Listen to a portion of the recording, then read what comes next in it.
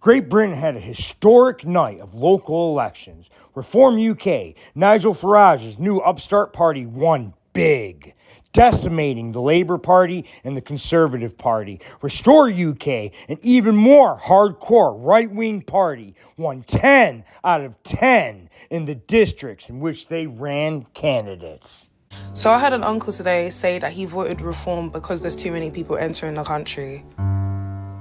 Uncle, you wouldn't be in the country if we were under a Reform government to begin with. What?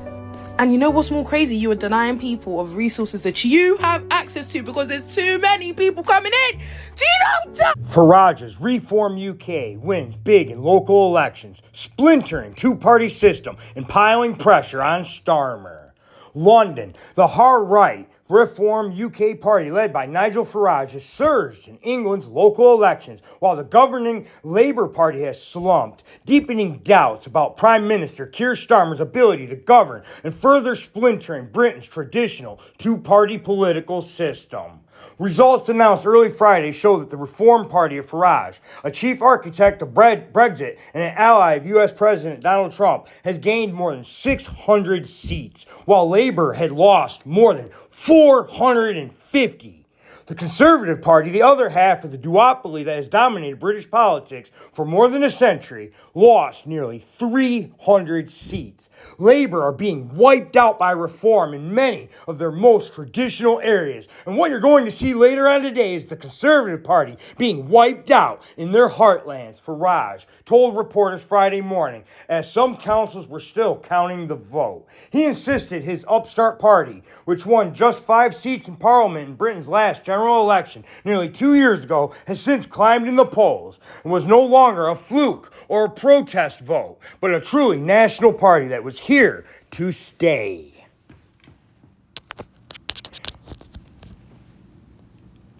Meanwhile, a beleaguered Starmer told the Labour faithful that it was important not to sugarcoat the early results. He said voters were clearly not satisfied with the pace of change under his government, which secured a landslide win in July of 2024. Still, he stressed he would not resign, saying, "I'm not going to walk away and plunge the country into chaos. We were elected to deal with these challenges, and that's what we will do." While Starmer reckoned with losses in Labour's historical heartlands in northern England, an ecstatic Farage traveled to Havering, a borough in outer London, where Reform had gained control of its first council in the UK capital. What's happening is a truly historic shift in British politics, Farage said. He added that Reform's broad gains across England show that his populist party could challenge the traditional dominance of the Labour and the Conservative Party. It's a big, big day, not just for our party, but for a complete reshaping of British politics in every way. The early results confirm that British politics, once a two-way fight between heavyweight Labour and Conservative parties, is fractured into a multi-party system. With the once dominant parties now leaking votes to Reform, the progressive Liberal Democrats, to the Greens, nationalist parties in Scotland and Wales are also undermining the long-time Labour-Conservative duopoly. Electoral politics in Britain has become highly fragmented. John Curtis, the doyen of polling in Britain, told the BBC Friday, once all of the 5,000 contested council seats in England are declared, he noted that Labour could find itself having suffered more than 1,200 net losses.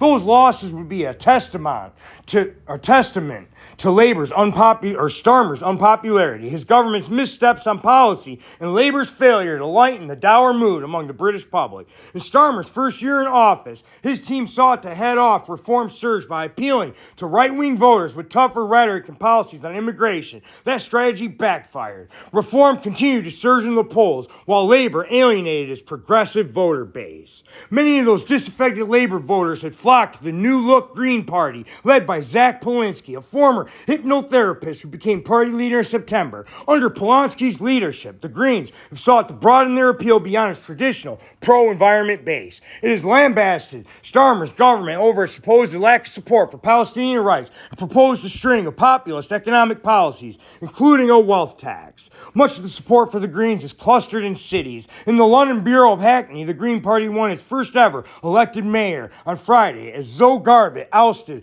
the Labour incumbent.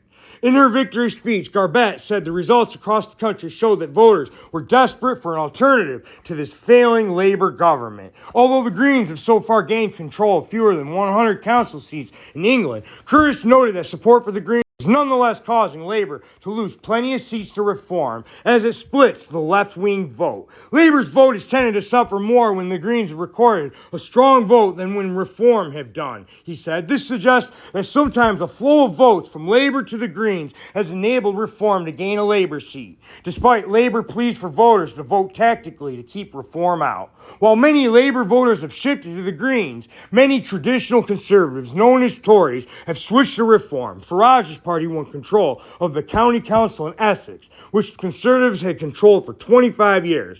Farage heralded Reform's inroads into Tory heartlands, saying those gains signaled a new sort of politics. Politics is no longer about the old arguments of right and left, he said. It's about people who value patriotic ideas, believe in this country, and want to see things turned around. Labour's drubbing still renewed questions about Starmer's fitness to lead the party. John MacDonald, a left-wing Labour lawmaker, said the Prime Minister must now judge whether his staying in post could risk opening the door to Farage. Starmer's position may be bolstered, however, by the lack of an obvious contender. Many of Starmer's potential opponents within the Labour Party are tainted by scandal, such as Angela Rayner, the former Deputy Prime Minister who resigned last year over her failure to pay the correct amount of property tax, or untested. Another Starmer's rivals, Andy Burnham, the Mayor of Manchester, is currently unable to challenge Starmer because he does not have a seat in Parliament. Government ministers have insisted that now is not the moment for change at the top. You don't change the pilot during the flight. David Lammy, the Deputy Prime Minister, said Thursday night. Speaking to reporters Friday, Starmer said, "Tough days like this, they don't weaken my resolve to the change that I promised at the general election. They strengthen my resolve to do so." Guys, genuinely, why are there people openly supporting racism? Now, why am I seeing bare people vote reform? I'm sorry, but how are there even videos of school children saying vote reform? Are you even educated on what it's about? Why are you... when you're saying vote reform, do you know even what you're talking about? Are you even educated? Because to me, it looks like you don't know what you're talking about. You're encouraging people to vote reform and they don't even know what they're doing. Guys, reform supports people being deported back to their home country. It supports racism. But it gets better, people. Who is Rupert Lowe, the hardline Farage foe with 10 seaside seats? After winning over MAGA and voters in Great Yarmouth, the extreme Restore Britain leader says he is out to decimate reform across Britain. It's going very well, Rupert Lowe, the businessman turned UKIP politician, Reform MP, and founder of the challenger right-wing party Restore Britain, hinted on social media shortly after 2 p.m. on Friday. Hours later, the results were in. Restore contested 10 seats in the local elections through its offshoot party, the Great Yarmouth First, and won every single one of them. Norfolk County's council, once a Conservative majority, now has no overall control after Restore took 9 seats, and a surge in support for Reform, which had won 40 seats out of 84. The Tories collapsed from 60 to 8. Following his party's first taste of electoral success, Lowe, 68, has said that he will stand candidates in every seat in the next local and general elections. The seaside town was the only place Restore ran on Thursday. "We are not going anywhere. We have just got started," Lowe said. The message could be the start of a mild headache for Nigel Farage. Mild, huh? Really think it's going to be mild? Who, despite his party's widespread victory last week, was relegated into second place and below by all of Restore's 9 candidates in Great Yarmouth. The Restore councillors won between 41 and 51% of the vote and won by a by-election for a bureau... The Restore councillors won between 41 and 51% of the vote and won by election for the Bureau Council, bringing the political startup's total wins to 10. Restore's success in Great Yarmouth contributed to Reform being denied the 3 extra seats it needed to secure control of Norfolk's local authority, continuing the turquoise trend seen at 14 other councils across Britain. Frost said, "We wouldn't even get 1% in Great Yarmouth," Lowe said. "My message to him is this: we decimated you in Great Yarmouth, and we are going to do the same to you in the rest of the country." The pair have a fractious relationship after a very public fallout last year. Farage suspended Lowe, then a Reform MP, over claims he had threatened the party chairman Zia Youssef. Lowe accused Farage of launching a malicious witch hunt and became an independent MP in February. He launched Restore. People want honest and sincere politics, said Lowe, who has been widely criticized for his hard-right views. The Butlins politics and offer from Farage has got boring and stale. Residents want answers and genuine solutions, not three-word slogans with absolutely zero substance. Great Yarmouth has some of England's most deprived areas, according to the Index of Multiple Deprivation. As of 2019, a third of working-age people had no qualifications, and 20% of children lived in low-income families, according to a council report. In the 2021 census, 12% of households were supported by single parents, higher than England's average. More than 325,000 locals voted in Thursday's elections, up nearly 100,000 from the 2021 local elections, and a turnout of 45.4%. Mandy Brown, a shop assistant, said Lowe is very in touch with the town, adding, he seems to care about ordinary people and the problems they face every day, and is not afraid to tell it like it really is. The restored councilors are cut from the same cloth.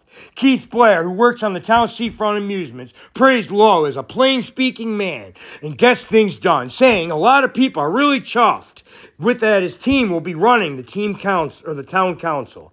Fellow local Brad Thomas agreed. Rupert has been a brilliant MP. He has involved himself in his patch, everything from roads and jobs to our holiday industry and coastal erosion, he said. He makes pledges, but unlike many politicians, he sees them through. A lot of people here will be happy and grateful that Rupert will continue looking after our interests. He is a man who knows the voters, and the local council will all be the better for his presence of the new Restore councilors. Lowe's popularity appears to have crossed the Atlantic. High-profile figures on the American right, including Elon Musk, who last year described Farage as weak, runny sauce, has endorsed Lowe as nothing less than Britain's next leader. In Washington, the Restore leader's prospects have become a regular topic of conversation in MAGA circles over the past few months. Figures in the movement, including some who work in the Trump administration, ask whether Lowe will be the prime minister or Farage will do a deal with them to get to number 10. What is his appeal? Lowe is praised by MAGA for having a consistent hardline message on deportations, saying every single illegal migrant in the UK must go. One administration figure said, it looks like Farage has gone mainstream, whereas Rupert is the real deal. In February, after Lowe released his party launch video, viewed more than 40 million times on X, Benny Johnson, a prominent MAGA commentator, shared the 7-minute political advert with his millions of followers, introducing Lowe as the kind, old, gentlemanly British man.